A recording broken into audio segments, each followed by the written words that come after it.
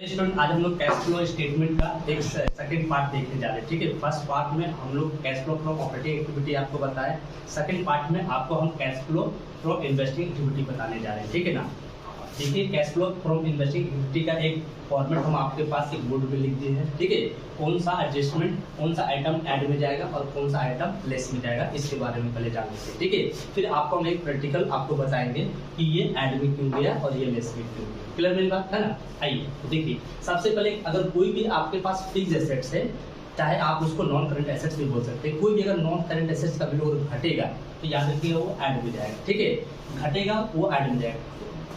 ठीक है, तो देखिए जैसे कि यहाँ पे हम क्या लिखे, sale of land and building. ठीक है, तो अगर कुछ भी आपका लैंड एंड बिल्डिंग का वैल्यू आपका घट रहा है, ठीक है, जैसे मान लीजिए फॉर एग्जांपल ले लेते हैं, आपके पास शुरू में बिल्डिंग था 10 लाख रुपए का। ठीक है, आज बिल्डिंग का वैल्यू बच रहा है 3 लाख, तो 7 लाख का बिल्डिंग को आप बेच दिए।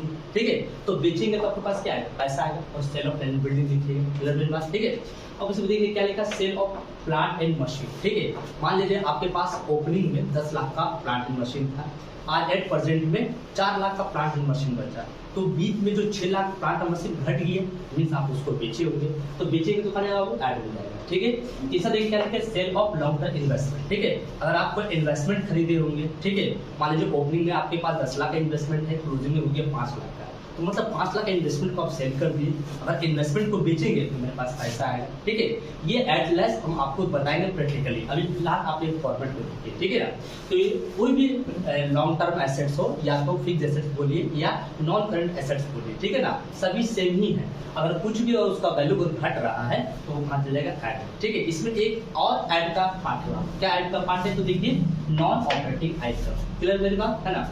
तो एक नॉन ऑपरेटिंग इनकम क्या होता है, ठीक है, जैसे मान लिया जाए कि कोई कंपनी है, ठीक है, वो कंपनी पब्लिक को शेयर्स एंड डिवेंचर्स इशू करती है, ठीक है, और उसके बदले में डिविडेंड पे करती है। ठीक है, पर ऐसा नहीं कि वो कंपनी सिर्फ दूसरे पब्लिक को शेयर इशू कर रही है। ठीक है, वो कंपनी दूसरे कंपनी का भी शेयर खरीदती है। ठीक है, तो हम अभी जो बताने जा रहे हैं आपको वो कि कंपनी दूसरे कंपनी का शेयर्स डिवेंचर्स के रूप में पैसा इन्वेस्ट करके रखा हुआ। ठीक है, और उससे जो प्रॉफिट का पार्ट मिल रहा वो चीज आपको ऐड करना, ना कि आपका कंपनी का कुछ शेयर्स और डिवेंचर आप पब्लिक को इशू किए हैं और उससे जो पैसा कलेक्ट किए हैं और उस पे जो आप डिविडेंड और इंटरेस्ट पे करें, वो चीज को आपको यहाँ ऐड नहीं करना, वो जाएगा आपका फाइनेंशियल एक्टिविटी में से। ठीक है, ध्यान रखना, आपका कंपनी किसी दूसरे कंपनी का शेयर्स और डिवेंचर खरीद के रखा है, ठीक है, तो वो कंपनी आपको जो प्रॉफिट का पार्ट देता है उसे हम लोग, अगर आप शेयर्स पे पैसा लगाए होंगे तो आपको डिविडेंड मिलेगा, आप डिवेंचर में पैसा लगाए होंगे तो आपको इंटरेस्ट मिलेगा। ठीक है, तो वो जो आपको इंटरेस्ट और डिविडेंड मिल रहा वो पार्ट को आपको ऐड में लिखना है। ठीक है, देखिए यहाँ पर क्या लिखे, dividend receive on shares and investment. ठीक है, हम शेयर्स के रूप में इन्वेस्ट किए पैसा, तो उसमें जो प्रॉफिट का पार्ट मिल रहा है उसे हम लोग डिविडेंड बोलते हैं। ठीक है, interest on debenture held as investment, हम डिवेंचर के रूप में पैसा इन्वेस्ट किए और उस पे जो प्रॉफिट का पार्ट मिला, इट मींस इंटरेस्ट हो जाएगा, ऐड में जाएगा। और एक लिखा rent receive from property held as investment, हम प्रॉपर्टी के रूप में भी इन्वेस्ट किए हैं और उससे जो मेरे को रेंट आ रहा है वो भी मेरा ऐड हो गया। तो याद रखना, कोई भी फिक्स एसेट्स को अगर आप बेच रहे हैं, ठीक है ना, मींस सेल कर रहे हैं, तो वो आपका ऐड में चल गया। और कुछ आपके कंपनी का कुछ पैसा दूसरे कंपनी में लगा हुआ है और वहां कुछ प्रॉफिट का पार्ट आ रहा है, तो वो भी आपका ऐड में चल जाएगा। क्लियर मेरी बात है ना। तो ये दो आइटम हो गया बाबू आप लोग का ऐड का। अब कुछ आइटम लेस में भी होते हैं, आइए देखते हैं लेस में क्या होता है। ठीक है, तो देखिए यहाँ पे लेस में क्या लिखा है, purchase of land and building. ठीक है, अब परचेस ऑफ कोई भी अगर आप अपने कंपनी में एसेट्स को अगर खरीदेंगे तो जायज बात है आपके पास से पैसा जाएगा। ठीक है ना, तो कोई भी फिक्स एसेट्स अगर आप खरीद रहे तो कहाँ जाएगा वो लेस में। तो देखिए हम क्या लिखे, purchase of land and building, purchase of plant and machine, purchase of long term investment, ठीक है, और purchase of intangible assets like a goodwill. ये चीज हम आपको भी बताने जा रहे हैं, मोस्ट इंपॉर्टेंट, ध्यान दीजिएगा। ठीक है, ये जो 3 था आपका टेंजिबल एसेट्स में, और ये जो लास्ट वाला आपको दिख रहा है वो इनटेंजिबल एसेट्स है। ठीक है ना, इनटेंजिबल एसेट्स का 2 क्राइटेरिया होता है, अगर कभी भी इनटेंजिबल एसेट्स का वैल्यू अगर घटेगा तो ये चलेगा आपका नॉन ऑपरेटिंग एक्सपेंस में, ऐड में क्या बोलते हैं, गुडविल रिटेन ऑफ, या कोई भी इंटेंजिबल एसेट्स का पार्ट जैसे goodwill, patent, copyright, trademark, computer software, कुछ भी हो। ठीक है, अगर उसका वैल्यू घटेगा तो वो ना आप उसको ऐड में नहीं लिखिएगा, वो चल जाएगा आपका कैश फ्लो स्टेटमेंट जो हम लोग बना रहे हैं उसका फर्स्ट पार्ट, जहाँ cash flow from operating activity जो हम लोग बनाते हैं उसमें सबसे पहले नेट प्रॉफिट लिखते हैं, उसमें ऐड करते हैं नॉन ऑपरेटिंग एक्सपेंस, उसी में उसको ऐड में लिखना है। क्या बोल के उसको ऐड में लिखिएगा, तो गुडविल रिटर्न ऑफ करके जो भी उसका नाम, जैसे हम यहाँ गुडविल लिखे तो गुडविल रिटर्न ऑफ, वहां पे जो भी नाम होगा उसको रिटर्न ऑफ करके लगा दीजिएगा, ठीक है। पर अगर कोई भी इनटेंजिबल एसेट्स का वैल्यू अगर बढ़ रहा है, ठीक है, तो मींस हम उसको परचेस कर रहे हैं, और परचेस करेंगे वो तो मेरे पास से पैसा जाएगा, अब पैसा जाएगा तो हम इसको लेस में लिख देंगे, ठीक है। तो याद रखिएगा अगर इनटेंजिबल एसेट्स का वैल्यू अगर घट रहा तो कहां चला जाएगा, नॉन ऑपरेटिंग एक्सपेंस में, ऐड में। पर इनटेंजिबल एसेट्स का वैल्यू अगर बढ़ रहा है तो उसको हम लोग इन्वेस्टिंग इक्विटी में लेंगे, लेस में परचेस बोल के, ठीक है। देखिए ये तो एक ओवरऑल फॉर्मेट है जो कि आपका बुक में भी दिया था, ठीक है, हम उसको आपको सिर्फ समझा दिए। अब ये ऐड और लेस कैसे हो रहा आपको हम प्रैक्टिकली अब आपको बता रहे, ठीक है। तो ये दो आइटम को ऐड कर लीजिएगा और जो लेस वाला है उसको लेस कर दीजिएगा, ठीक है। अगर आपका आंसर पॉजिटिव में आता है, ठीक है, तो क्या बोल के लिखिए, cash flow from investing activity. But अगर आपका आंसर ऐसा भी हो सकता है वो माइनस में भी आ जाए, तो माइनस में आना तो लिखिए cash used in investing activity, ठीक है। आप लोग इसका एक स्क्रीनशॉट लेना तो ले लीजिए, अब इसको प्रैक्टिकल हम आपको बता रहे हैं। चलिए स्टूडेंट, अभी हम लोग क्या देखे थे, ओवरऑल एक cash flow from investing activity का हम फॉर्मेट देखे थे, ठीक है। उस फॉर्मेट में हम लोग क्या देखे, उस फॉर्मेट में कुछ एडजस्टमेंट जो था वो ऐड में गया, कुछ एडजस्टमेंट जो था वो लेस में गया, ठीक है। वो ऐड और लेस कैसे होगा उसके बारे में हम आपको बताने जा रहे हैं, ठीक है। आइए, एक आपका होगा ओपनिंग बैलेंस और एक होता है आपका क्लोजिंग बैलेंस, क्लियर है।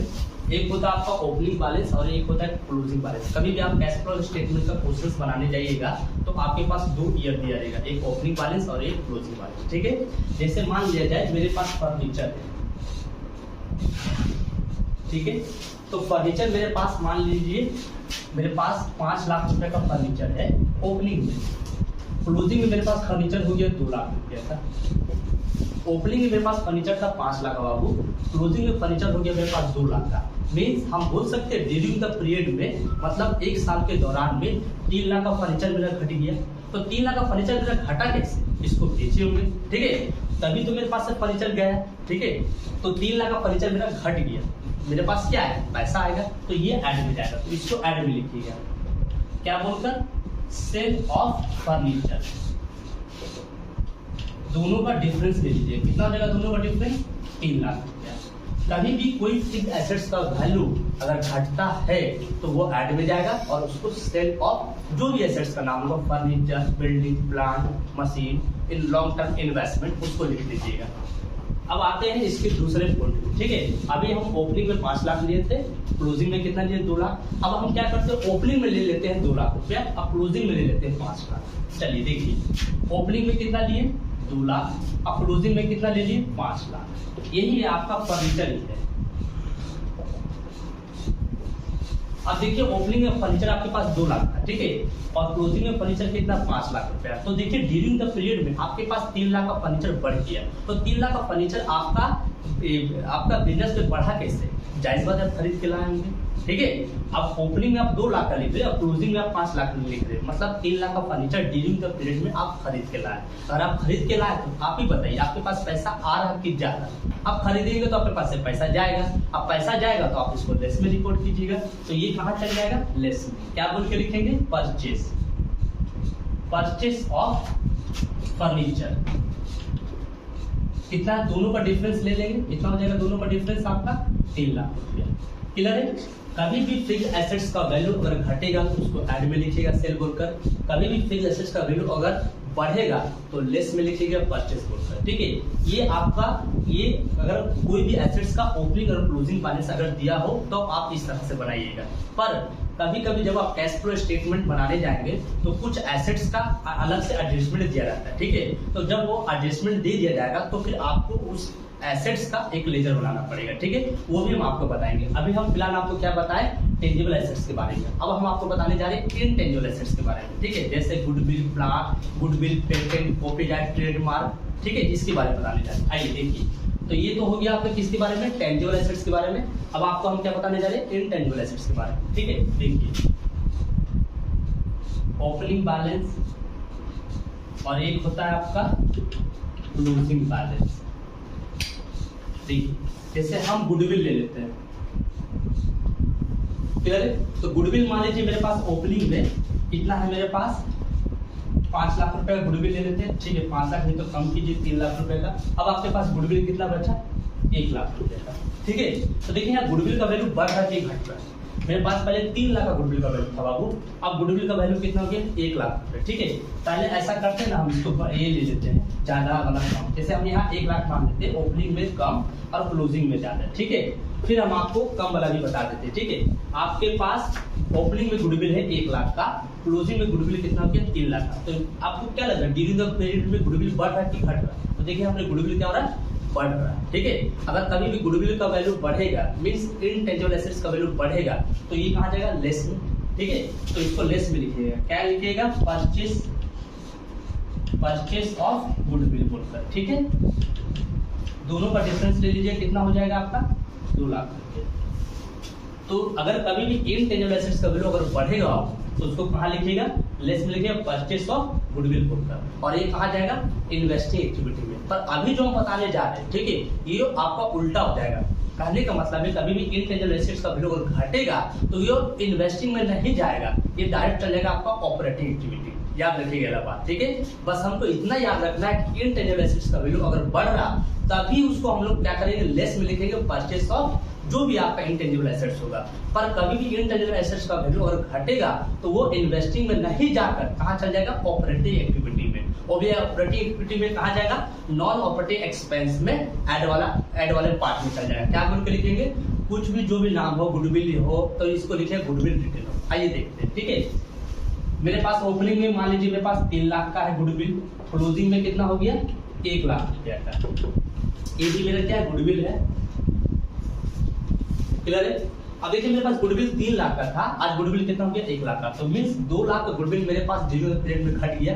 तो अब इसको कहाँ लिखेंगे, ठीक है। तो अब ये जो गुडविल का वैल्यू घट रहा, तो आपको क्या करना पड़ेगा, आपको बनाना पड़ेगा cash flow from operating activity, clear है बाबू। इसमें सबसे पहले आप क्या लिखते हैं, नेट प्रॉफिट, ठीक है। जो भी होगा आप इसको यहाँ लिख लेंगे, ठीक है। इसके बाद इसमें हम लोग ऐड करते हैं, क्या ऐड करते हैं, नॉन ऑपरेटिंग एक्सपेंस, या आइटम बोल सकते हैं आप इसको, आइटम्स, ठीक है। तो इसमें हम लोग क्या ले लेंगे, इसमें ऐड में लिखेंगे क्या, गुडविल रिटेन ऑफ, ठीक है। दोनों का डिफरेंस ले लीजिए, कितना, 2 लाख रुपया, और ऐड।